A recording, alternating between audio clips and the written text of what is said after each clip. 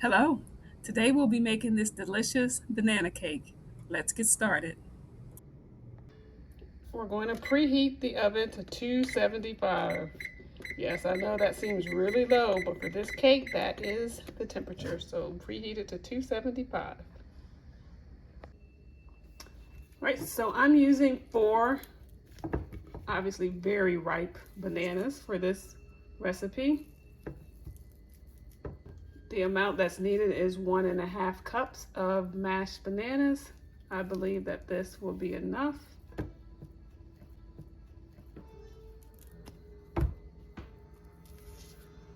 You know, some people like to say that these bananas might be a little too ripe, but I like them very, very ripe. I like the flavor of the banana, whether it's in my banana bread or this cake, to really stand out. And I feel the riper the banana, the better. So we're just gonna give that a smash.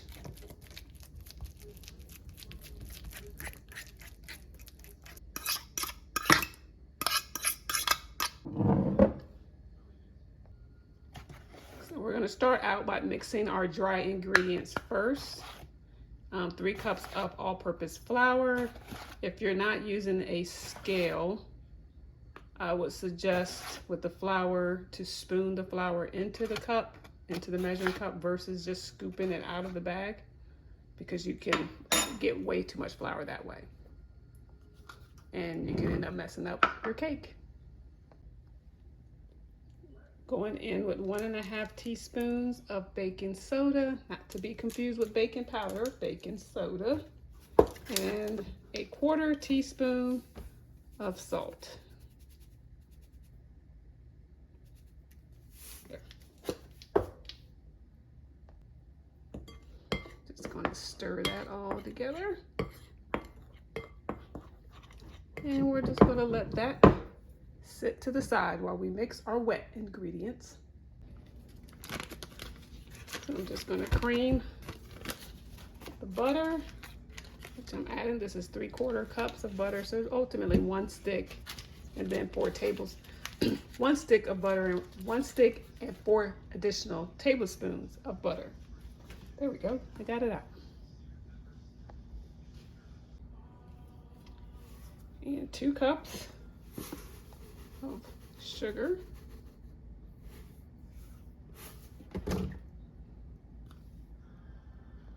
And we're just going to cream this until it's light and fluffy. Now I'm just going to add in 3 eggs, one at a time.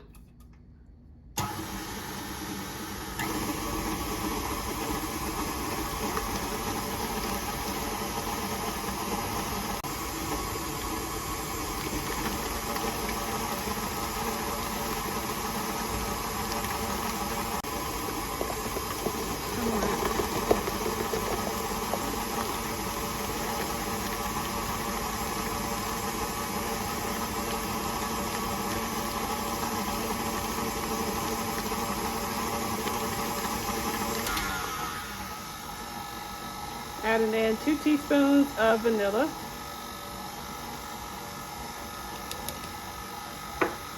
Turn that back up.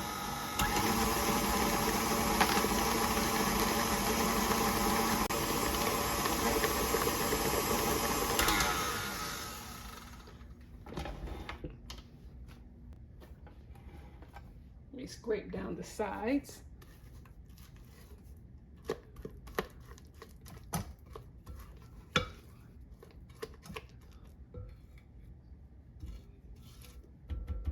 Scrape that off.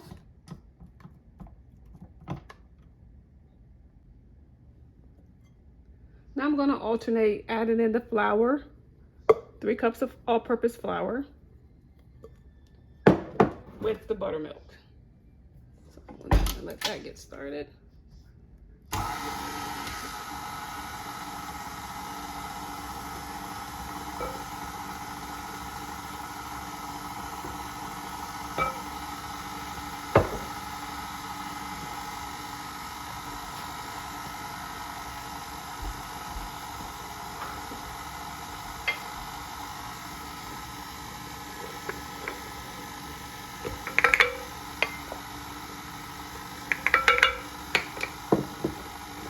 don't have it up too high because as you saw earlier, the flour will fly everywhere, the milk will fly everywhere. So I just kind of add them in, let it kind of mix a little bit. Then once everything's fully in there, then I'll up the speed.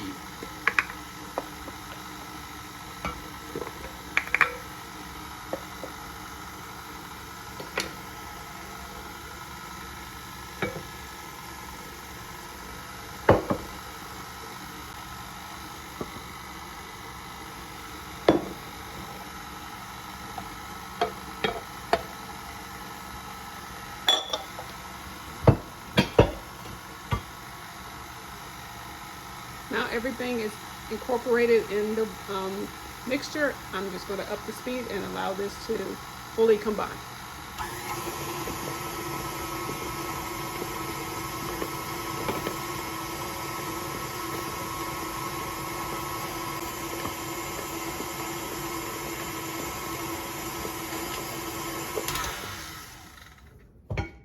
Right. Yay, KitchenAid. Or stand mixer. Doesn't have to be a KitchenAid, just something that mixes really well.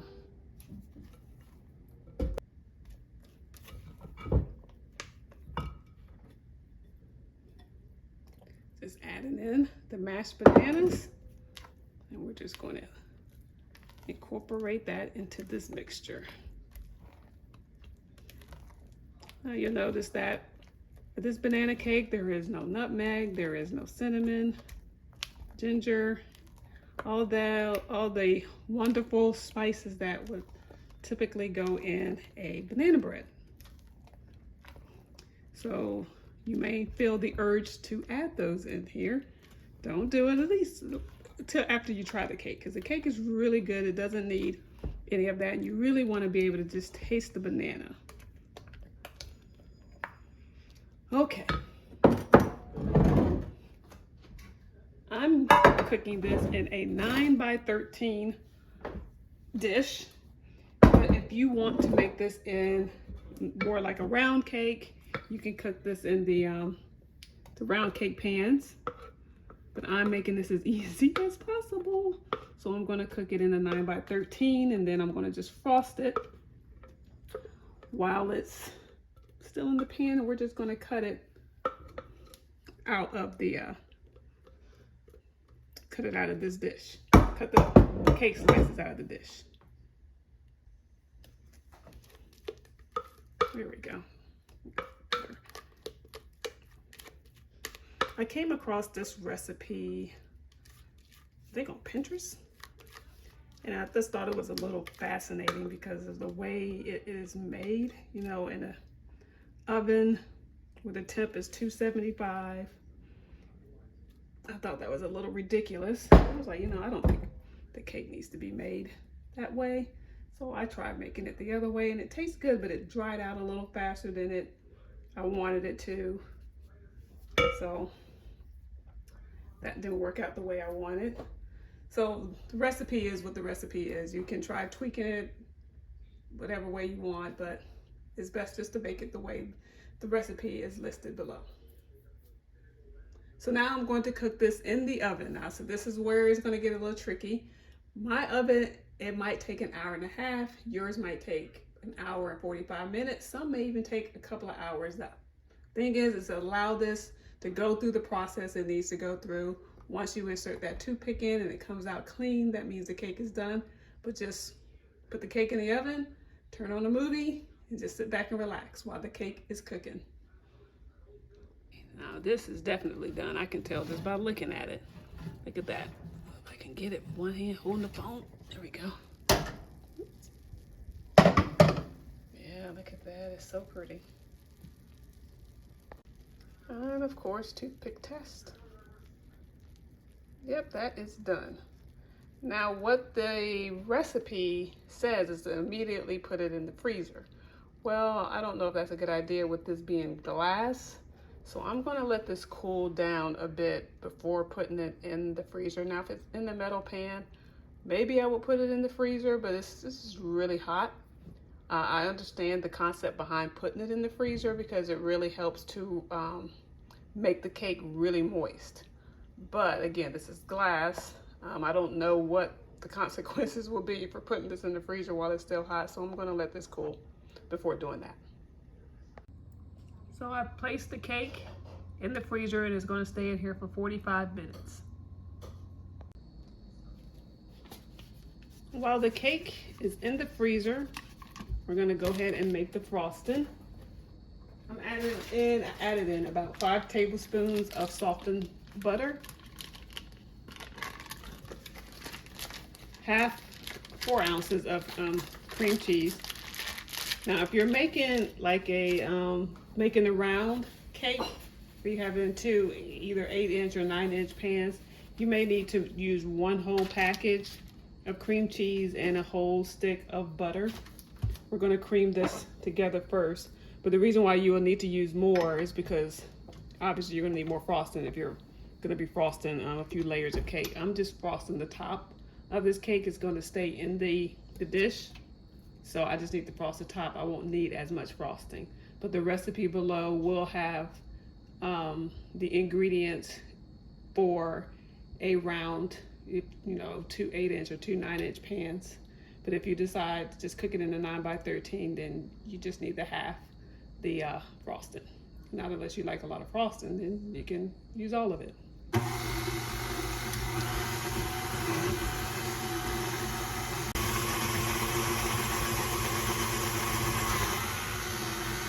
Add in about a teaspoon of vanilla. And next we're going to add in about 1.5 to 2 cups of powdered sugar. And if I need to thin it a little bit, I'll just add a little bit of milk, but I don't think that I'll need to do that. And we're going to stop it so I can scrape down the sides.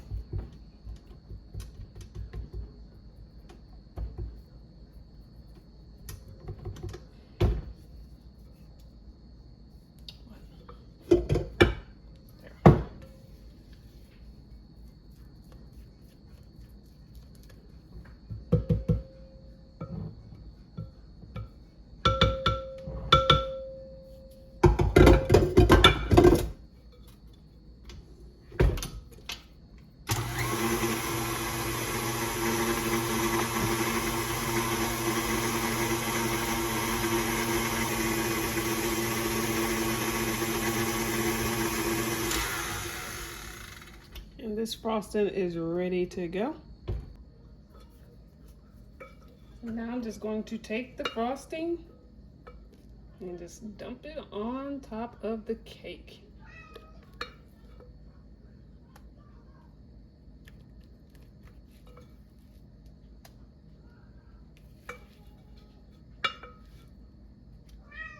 Thomas, no more outside, honey. I know.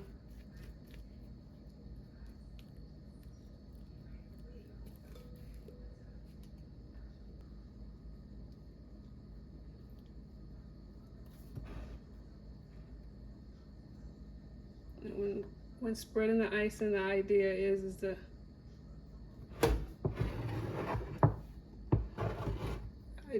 always not get, it's hard to explain it because you don't really want to pick up crumbs. So you're never really on the edge, because I feel once you get to the edge, you can end up pulling it over and then you're grabbing crumbs. If that makes any sense.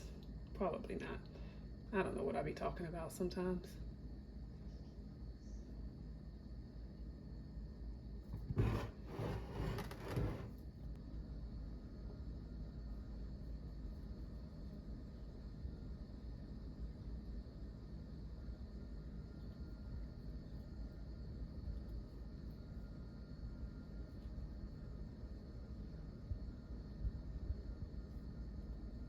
I just felt like today of making something, for my family.